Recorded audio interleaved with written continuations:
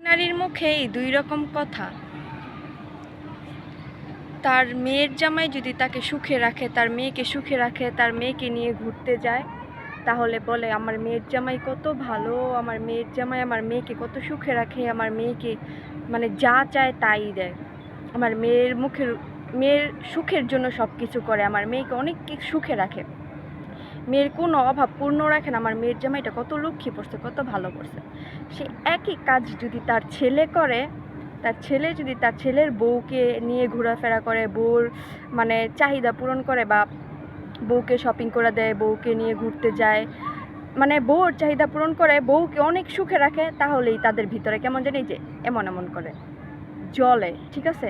তারা সেটা সহ্য করতে পারে না। এটা কেমন নিয়ম ভাই? নিজের মেয়েকে সুখে থাকলে নিজের মেয়ের জামাই ভালো, তো তোর ছেলেরও সুনাম কর, তোর ছেলেও অনেক ভালো, তোর ছেলে তা আরেকজনের